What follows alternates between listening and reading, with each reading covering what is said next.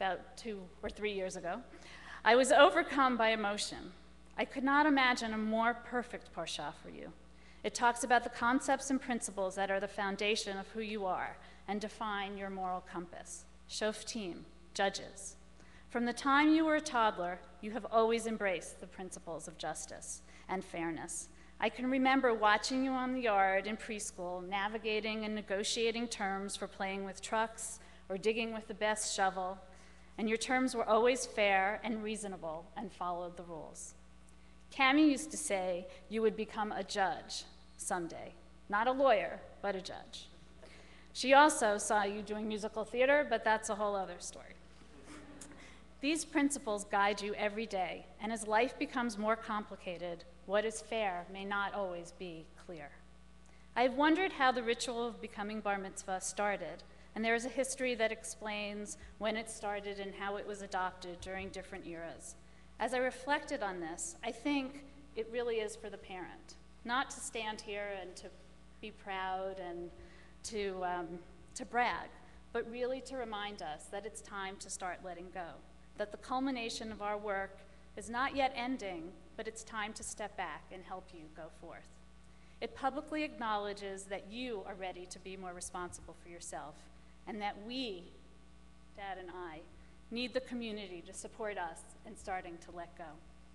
The irony of celebrating your becoming a man is that you have embodied these qualities for as long as I can remember. You are already a wise, thoughtful, responsible, compassionate young man. For instance, since kindergarten, you have been responsible for waking up our family before school, getting yourself breakfast, getting Talia breakfast, and making lunches. Mostly because you didn't want to be late, and so you took responsibility to make sure that the rest of us didn't hold you back. Around second grade, you took it upon yourself to get the newspaper every morning, and now I always find you sitting at the kitchen counter reading the sports section with your breakfast. You study the stats and all the sporting news, which completely came from you, since we both know you did not get that from Dad. You also discovered the lengthy literary lingering in the loo, like most men I know. And what other 12-year-old puts his doctor's phone number in his cell phone?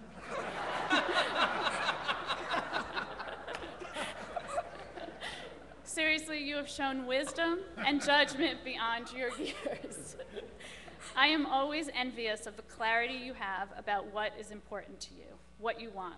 Many people do not discover that in their lifetime. I know you are comforted by rules, order, and predictability, and your greater challenge will be to navigate the gray, when you have to make choices when there are not always clear ones. Your moral compass will guide you, since it is more evolved than many adults I know. The cantor taught to us about the journey and not the day. Well, the journey is what makes me proud to be your mother, to watch how you discover, approach, and execute anything that you set your mind to. That has been true for today as well. Rabbi Rubin asked why this is important to me and Dad, why becoming a bar mitzvah for you is important. And we told you how much it means to us to be connected to something larger than yourself, to a history, to a people, to a code to guide you in life. I know that every time you step foot in Shabbat morning services and the Torah is read, you will connect to this moment. Each time you see a young man or woman becoming bar or bat mitzvah, you will remember today and feel connected to them. Any Shabbat Shoftim you enter a synagogue or participate in a Torah service anywhere in the world, you will remember this moment. We know we can never dictate what you believe. That is your own journey. But we can help you feel like you belong to something larger than yourself, larger than our family, a community that has existed for centuries and will continue. You have such a rich inner world. Your passions are more evolved and defined than I can believe, and Dad and I have always admired and cherished the rich inner world that absorbs and propels you. You can't help but immerse yourself in learning and bringing every part of yourself to that process. Your love for reading and discovering new worlds is thrilling. You have missed hundreds of conversations while you were completely absorbed and focused in a book. When I sit at my desk and glance at you down the hall sitting at your desk, I see you completely focused on drawing something you've created in your head, a detailed drawing of a character and a world that you are imagining in your mind. At that moment, nothing else exists. The dedication and focus you show is extraordinary. One of my favorite things to watch is you at home plate playing catcher. You give the pitcher a cue, you know exactly where you need to throw the ball, and do so with such accuracy.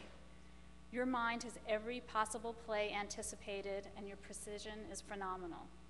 I especially love when you walk out to the pitcher's mound to confer with the pitcher. And Dad and I always wondered, what were you talking about when you went out there? And when you told us that you usually tell a joke, we welled up with pride. Because not only do you understand the game and the strategy, but the psychology of the player, and you had the instinct to help relax the pitcher. I'm almost done. Your passion is enviable, and you can be a young man of few words, but the words you select, the way you choose to express yourself, and the insight you show is always stunning. You confidently show your insight and intelligence, never to impose, but always to share what you have to offer. You always know what is important to you and right for you. You are confident to stand alone, make the best choice for you, and not be concerned what others think. Becoming a man is about what you do with all these gifts, how you share them with the world.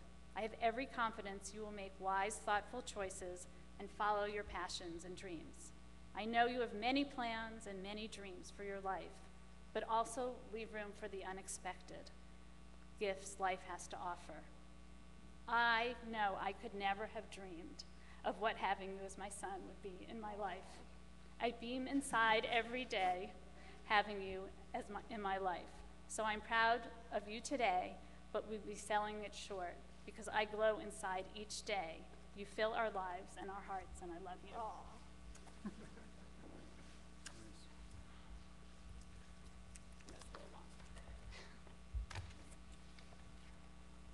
Jacob, I know that the last thing your mother wanted to do with her speech was embarrass you, which is how she and I differ.